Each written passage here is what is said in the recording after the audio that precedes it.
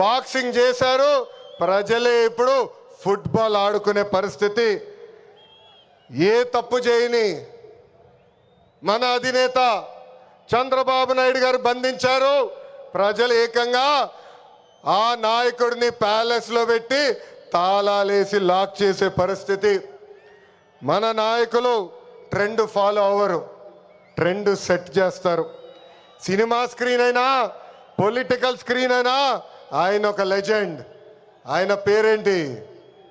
విశ్వవిఖ్యాత నట సార్వభౌమ స్వర్గశ్రీ నందమూరి తారక రామారావు గారు. ఎన్టీఆర్ అంటే 3 అక్షరాలు కాదు, ఎన్టీఆర్ అంటేనే ఒక ప్రభంజనం.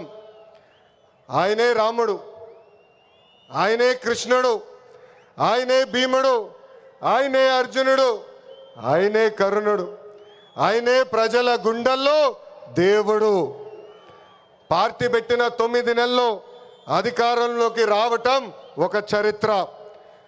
దేశానికి సంక్షేమం అనే పదాన్ని పరిచయం చేసిన వ్యక్తి అన్న ఎన్టీఆర్.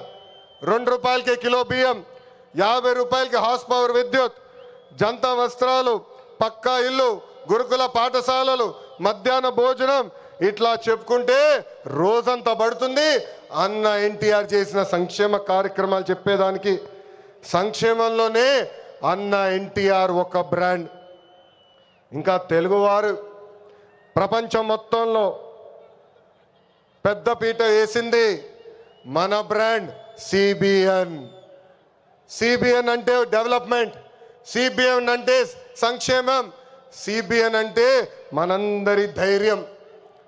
అప్పుడు ఐటీ, ఇప్పుడు ఏఐ, అప్పుడు హైటెక్ సిటీ, ఇప్పుడు క్వాంటమ్ వ్యాలీ, అప్పుడు సైబరాబాద్, ఇప్పుడు అమరావతి.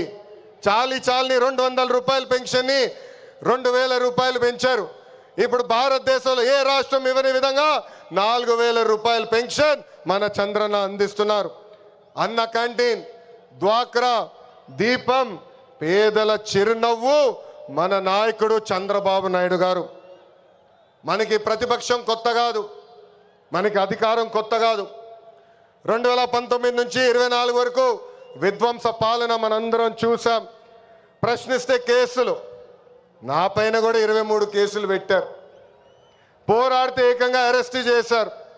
వేదిక మీద చాలామంది నాయకుల్ని ఆనాడు అరెస్ట్ చేశారు. ఎన్ని ఇబ్బందులున్నా, ఎన్ని కేసులు పెట్టినా మనం ఆనాడు ఒకే డైలాగ్ చెప్పాం. ఏంటది? ఆ డైలాగ్ ఏంటి? తగ్గేదే లేదు.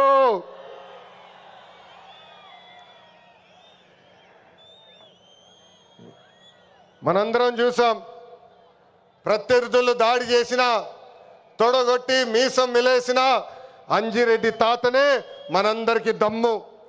కత్తితో దాడి చేసి తల నుండి రక్తం కారుతున్నా ఏకంగా పోలింగ్ బూత్లో కూర్చుని చివరి ఈ